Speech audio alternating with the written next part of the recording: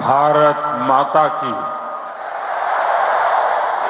भारत माता की, भारत माता की। महाराष्ट्र के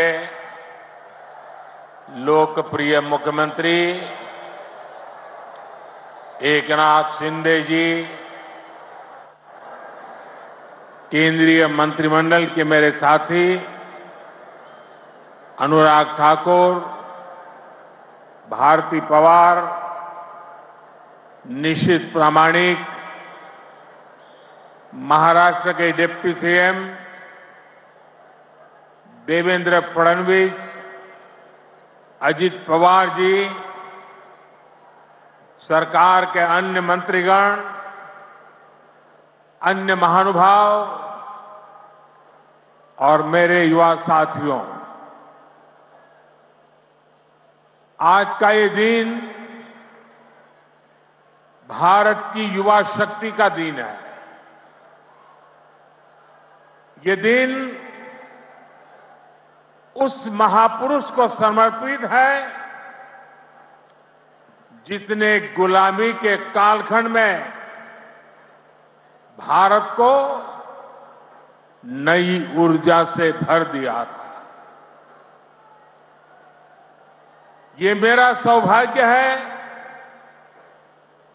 कि स्वामी विवेकानंद की जयंती पर मैं आप सब नौजवानों के बीच नासिक में हूं। मैं आप सभी को राष्ट्रीय युवा दिवस की शुभकामनाएं देता हूं। आज ही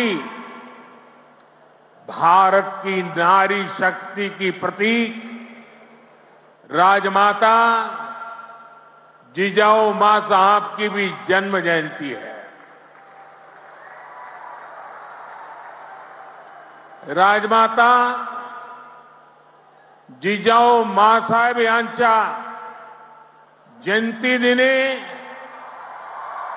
त्यांना वंदन करण्यासाठी मला महाराष्ट्राच्या वीरभूमीत येण्याची संधी मिळाली, याचा मला अतिशय आनंद आहे। मी त्यांना कोटी कोटी वंदन करतो। साथियों, ये केवल एक संयोग नहीं है कि भारत की अनेक महान विभूतियों का संबंध महाराष्ट्र की धरती से रहा है। ये इस पुण्य भूमि का, इस वीर भूमि का और इस तपोभूमि का प्रभाव है।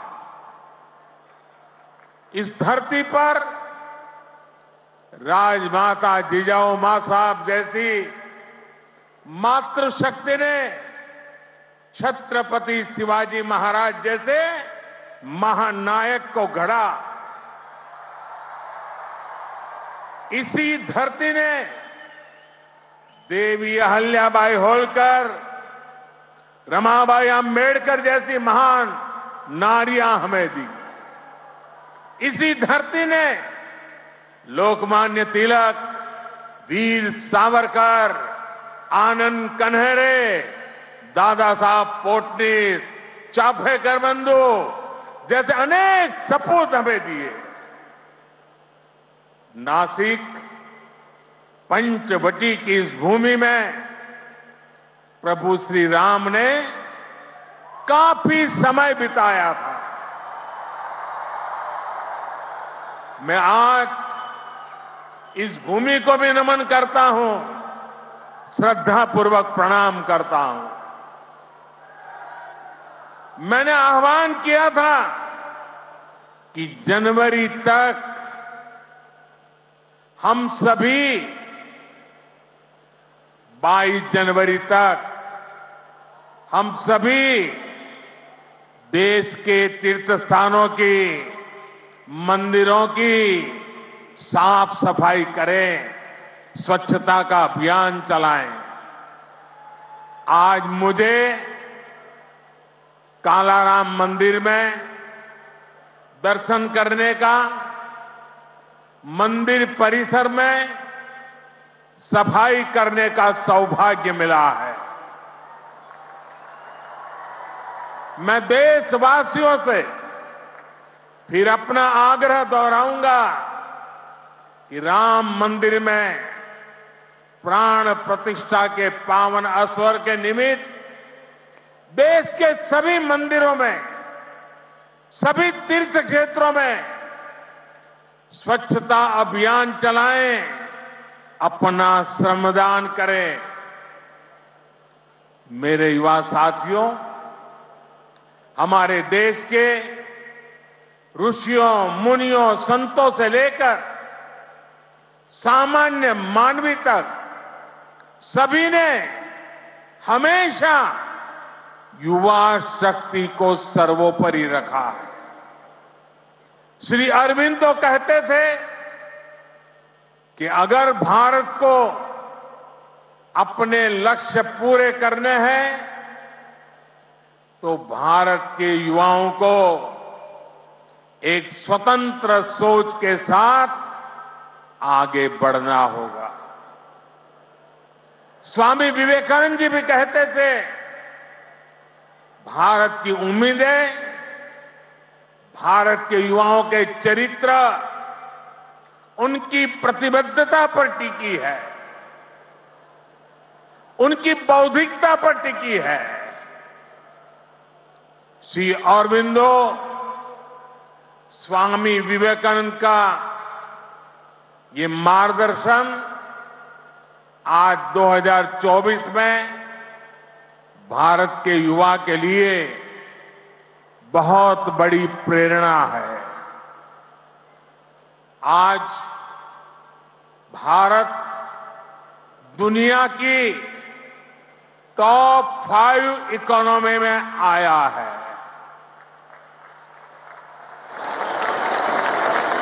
तो इसके पीछे भारत के युवाओं की ताकत है।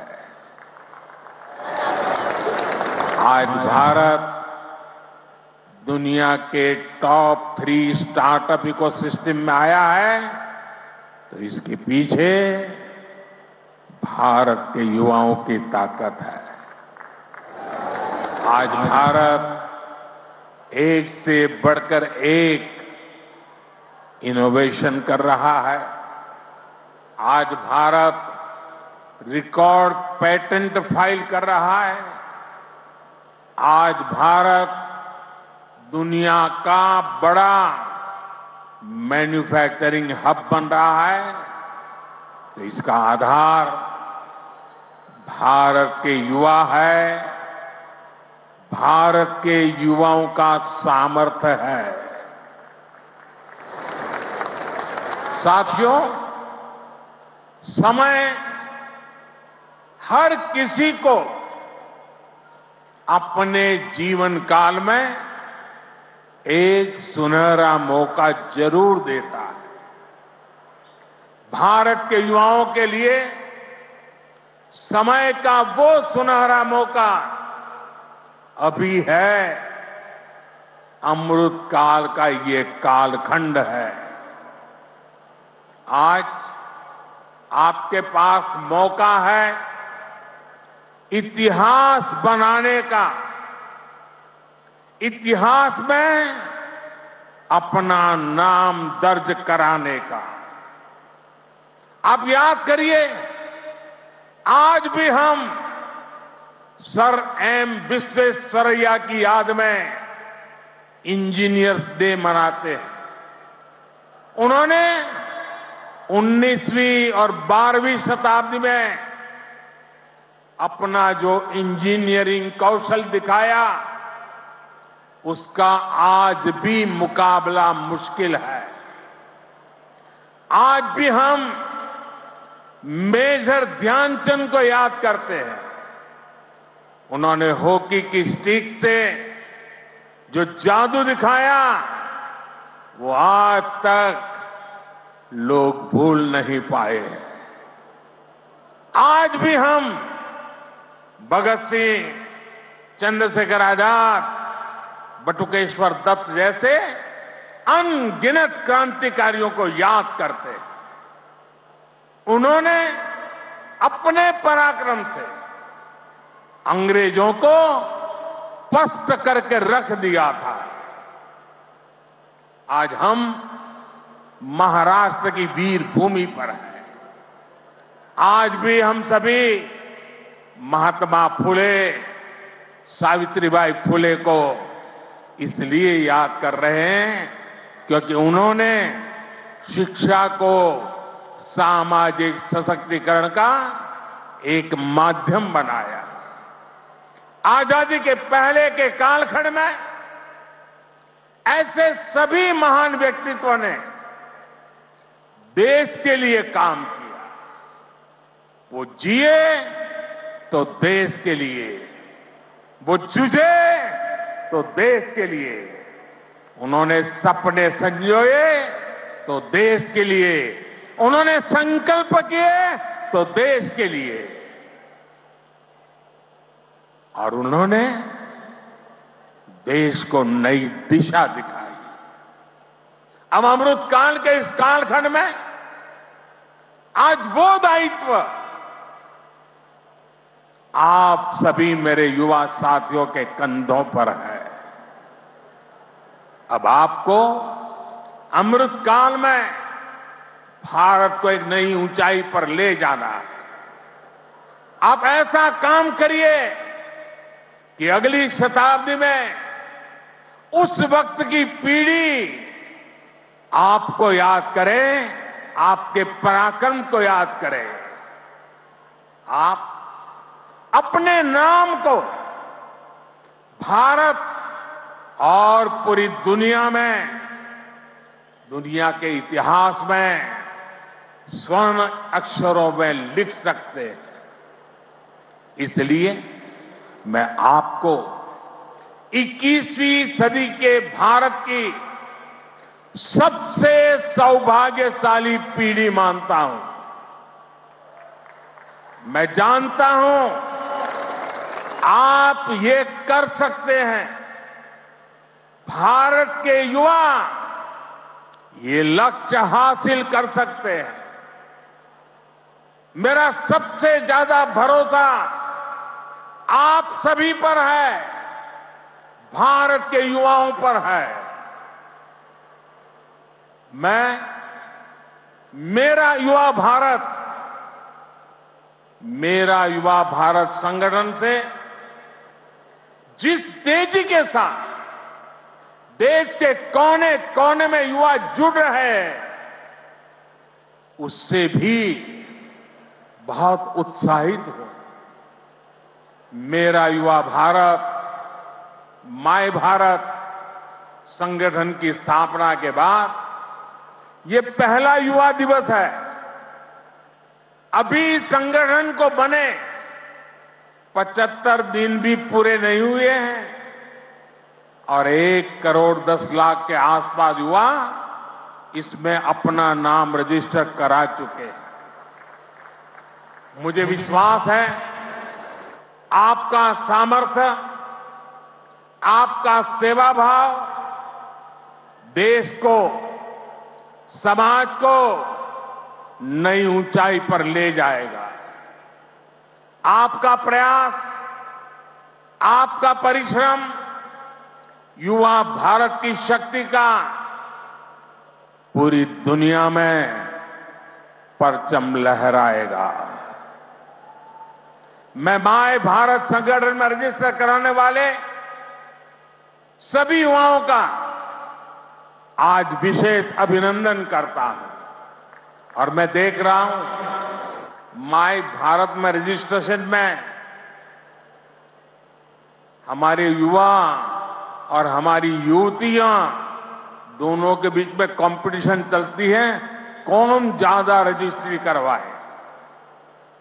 कभी युवक आगे निकल जाते हैं, कभी युवतियां आगे निकल जाती हैं। बड़ी जोरों की स्पर्धा चल रही है। साथियों, हमारी सरकार को अब 10 साल हो रहे हैं। इन 10 वर्षों में हमने पूरा प्रयास किया है कि युवाओं को खुला आसमान दें, युवाओं के सामने आने वाली हर रुकावट को दूर करें। आज चाहे शिक्षा हो, रोजगार हो, एंटरप्रेन्योरशिप या इमर्जिंग सेक्टर्स हो, स्टार्टअप्स हो, स्किल्स या स्पोर्ट्स हो, देश के युवाओं को सपोर्ट करने के लिए हर क्षेत्र में एक आधुनिक डायनेमिक इकोसिस्टम तैयार हो रहा है। आपको 21वीं सदी की आधुनिक शिक्षा देने के लिए नई राष्ट्रीय शिक्षा नीति लागू की गई है। युवाओं के लिए अब देश में आधुनिक स्किलिंग इकोसिस्टम भी तैयार हो रहा है। हाथ के हुनर से कमाल करने वाले नौजवानों की मदद के लिए पीएम विश्वकर्मा योजना शुरू की गई है। पीएम कौशल विकास योजना की मदद से करोड़ों युवाओं को स्किल से जोड़ा गया है। देश में नए आईआईटी, नए एनआईटी लगातार खुलते जा रहे हैं। आज पूरी दुनिया भारत को एक स्किल्ड फोर्स के रूप में देख रही है। विदेश में हमारे युवा अपना कौशल दिखाया पाए, इसके लिए सरकार विदेश जाने वाले युवाओं को ट्रेनिंग भी दे रही है। France, Germany, UK, Australia, Italy, Austria जैसे अनेक देशों के साथ सरकार ने जो मोबिलिटी समझौते किए हैं, उसका बड़ा लाभ हमारे युवाओं को मिलेगा। साथियों, युवाओं के लिए नए अवसरों का आसमान खोला जाए। सरकार इसके लिए हर क्षेत्र में पूरी शक्ति से काम कर रही है। देश में ड्रोन सेक्टर के लिए नियम सरल बनाए गए हैं। सरकार आज एनिमेशन, विजुअल इफेक्ट्स, गेमिंग और कॉमिक सेक्टर्स को प्रमोट कर रही है। एटॉमिक सेक्टर, स्पेस और मैपिंग सेक्टर को भी खोला गया है। आज हर क्षेत्र में पिछली सरकारों से 2 गुनी, 3 गुनी रफ्तार से काम किया जा रहा है। ये जो बड़े बड़े हाईवे बन रहे हैं, वो किसके लिए है? आपके लिए, भारत के युवाओं के लिए। ये जो नई नई वंदे भारत ट्रेनें चल रही है, वो किसकी सहूलियत के लिए है? आपके लिए, भारत के युवाओं के लिए। हमारे लोग विदेश जाते थे, वहां के पोर्ट, वहां के एयरपोर्ट देखकर सोचते थे कि भारत में ऐसा कब होगा। आज भारत के एयरपोर्ट्स दुनिया के बड़े से बड़े एयरपोर्ट का मुकाबला कर रहे हैं। कोरोना के समय आपने देखा है, विदेशों में वैक्सीन के सर्टिफिकेट के नाम पर कागज थमाया जाता है। ये भारत है जिसने हर भारतवासी को वैक्सीन लगाने के बाद डिजिटल सर्टिफिकेट दिया। आज दुनिया के कितने ही बड़े देश हैं जहां पर लोग मोबाइल डेटा इस्तेमाल करने से पहले 100 बार सोचते हैं, वहीं आप भारत के युवा हैं जो इतना सस्ता मोबाइल डेटा इस्तेमाल कर रहे हैं कि दुनिया के लोगों के लिए अजूबा है, कल्पना से परे है। साथियों, आज देश का मिजाज भी युवा है और देश का अंदाज भी युवा है। और जो युवा होता है वो पीछे नहीं छोड़ता, पीछे नहीं चलता, वो स्वयं लीड करता है। इसलिए आज टेक्नोलॉजी की फील्ड में भी भारत फ्रंट से लीड कर रहा है। चंद्रयान और आदित्य L1 उसकी सफलता हमारी आंखों के सामने है। Made in India INS Vikrant जब समंदर की लहरों से टकराता है तो हम सभी का सीना चौड़ा हो जाता है। जब लाल किले से मेड इन इंडिया तोप गरजती है तो देश में एक नई चेतना जग जाती है। जब भारत में बना फाइटर प्लेन तेजस आसमान की ऊंचाई नापता है तो हम गर्व से भर जाते हैं। आज भारत में बड़े बड़े मॉल से लेकर छोटी छोटी दुकान तक हर तरफ UPI का इस्तेमाल हो रहा है और दुनिया हैरान है। अमृतकाल का आरंभ गौरव से भरा हुआ है। अब आप युवाओं को इस अमृतकाल में इससे भी आगे लेकर जाना है, विकसित राष्ट्र बनाना है। साथियों, आपके लिए ये समय सपनों को विस्तार देने का समय है।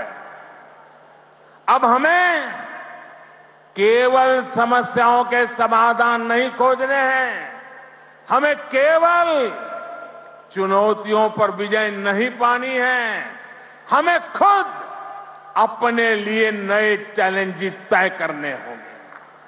हमने 5 ट्रिलियन इकोनॉमी का लक्ष्य सामने रखा है। हमें दुनिया की तीसरी सबसे बड़ी अर्थव्यवस्था बनना है। हमें आत्मनिर्भर भारत अभियान के सपने को सिद्धि देनी है।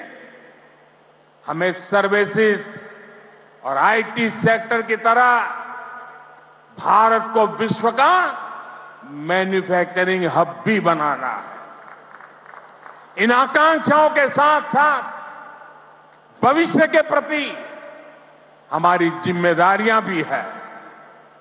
जलवायु परिवर्तन की चुनौती हो, प्राकृतिक खेती को बढ़ावा देना हो, हमें लक्ष्य बनाकर तय समय में इन्हें प्राप्त करना है।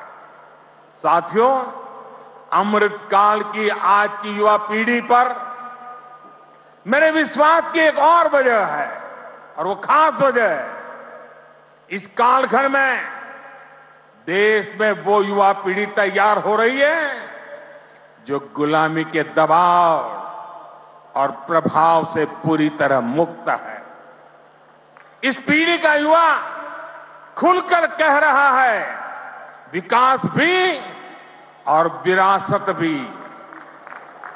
ये लोग आयुर्वेद तो हमारे देश में योग हो या आयुर्वेद हो, हमेशा भारत के लिए एक पहचान के रूप में रहा है।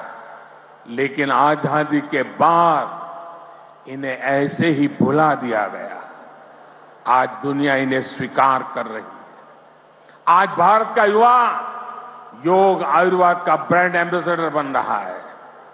साथियों, आप अपने दादा दादी, अपने नाना नानी से पूछिएगा, वो आपको बताएंगे कि उनके दौर में रसोई में बाजरे की रोटी, कोदो, कुटकी, रागी, ज्वार यही तो हुआ करता था। लेकिन गुलामी की मानसिकता में इस अन्न को गरीबी के साथ जोड़ दिया गया, इन्हें रसोई से बाहर कर दिया गया। आज यही अन्न मिलेट्स के रूप में, सुपर फूड के रूप में वापस रसोई में पहुंच रहे हैं। सरकार ने इन मिलेट्स को, मोटे अनाज को श्री अन्न की नई पहचान दी है। अब आपको इन श्री अन्न का ब्रांड एम्बेसडर बनना है। श्री अन्न से आपकी सेहत भी सुधरेगी और देश के छोटे किसानों का भी भला होगा। साथियों, आखिर में एक बात राजनीति के माध्यम से देश की सेवा की भी करूंगा। मैं जब भी ग्लोबल लीडर्स या इनोवेटर से मिलता हूं तो उनमें मुझे एक अद्भुत आशा दिखती है। इस आशा की, इस आकांक्षा की एक वजह है डेमोक्रेसी, लोकतंत्र। भारत मदर ऑफ डेमोक्रेसी है, लोकतंत्र की जननी है। लोकतंत्र में युवाओं की भागीदारी जितनी अधिक होगी, राष्ट्र का भविष्य उतना ही बेहतर होगा। इस भागीदारी के कई तरीके हैं। अगर आप सक्रिय राजनीति में आते हैं तो आप परिवारवाद की राजनीति के प्रभाव को उतना ही कम करेंगे। आप जानते हैं कि परिवारवाद की राजनीति ने देश का कितना नुकसान किया है। लोकतंत्र में भागीदारी का एक और महत्वपूर्ण तरीका है कि आप अपनी राय वोट के जरिए जाहिर करें। आप में से बहुत से लोग ऐसे होंगे जो इस बार जीवन में पहली बार वोट डालेंगे। फर्स्ट टाइम वोटर्स हमारे लोकतंत्र में नई ऊर्जा और शक्ति ला सकते हैं। इसलिए वोट करने के लिए आपका नाम लिस्ट में आए, इसके लिए जल्दी से जल्दी सारी प्रक्रिया पूरी कर लीजिए। आपके पॉलिटिकल व्यूज से ज्यादा जरूरी है कि आप देश के भविष्य के लिए अपना वोट डालते हैं, अपनी भागीदारी कराते हैं। साथियों, अगले 25 वर्षों का ये अमृतकाल आपके लिए कर्तव्य काल भी है। जब आप अपने कर्तव्यों को सर्वोपरि रखेंगे तो समाज भी आगे बढ़ेगा, देश भी आगे बढ़ेगा। इसलिए आपको कुछ सूत्र याद रखने होंगे। जितना हो सके आप लोकल को, स्थानीय प्रोडक्ट को प्रमोट करिए। मेड इन इंडिया प्रोडक्ट का ही इस्तेमाल करिए। किसी भी तरह की ड्रग्स और नशे की लत से बिल्कुल दूर रहिए। इन्हें अपने जीवन से दूर रखिए। और माताओं, बहनों, बेटियों के नाम अपशब्दों का, गालियों का इस्तेमाल करने का जो चलन है, उसके खिलाफ आवाज उठाइए, इसे बंद करवाइए। मैंने लाल किले से भी इसका आग्रह किया था, आज फिर से दोहरा रहा। साथियों, मुझे विश्वास है आप सब, हमारे देश का एक एक युवा अपने हर दायित्व को पूरी निष्ठा और सामर्थ्य से पूरा करेगा। सशक्त, समर्थ और सक्षम भारत के स्वप्न की सिद्धि को जो दीप हमने जलाया है, वो इसी अमृतकाल में अमर ज्योति बनकर विश्व को प्रदीप्त करेगा। इसी संकल्प के साथ आप सभी का बहुत बहुत धन्यवाद। भारत माता की दोनों मुट्ठी बंद करके पूरी ताकत से आप जिस राज्य से आए हैं वहां तक आपकी आवाज पहुंचनी चाहिए। भारत माता की, भारत माता की, भारत माता की, भारत माता की। वंदे वंदे वंदे वंदे वंदे वंदे वंदे वंदे वंदे। धन्यवाद। बहुत बहुत धन्यवाद माननीय प्रधानमंत्री जी। आपका एक एक शब्द हम सभी के लिए प्रेरणा का स्रोत है, जो हमें अपने राष्ट्र के लिए एक उज्जवल और अधिक प्रगतिशील भविष्य की दिशा में काम करने के लिए प्रेरित करता है। एक नया इतिहास हमें रचना है। अमृत काल में हमारे लिए ये कर्तव्य काल है। सभी को मिलकर ये इतिहास रचना है। एक नया भारत, एक विकसित भारत बनाना है। आपके ये शब्द हम सभी को प्रेरणा देते हैं। बहुत बहुत धन्यवाद हमारे पिता तुल्य, हमारे पंत प्रधान को हम सभी में एक लौ प्रज्वलित करने का।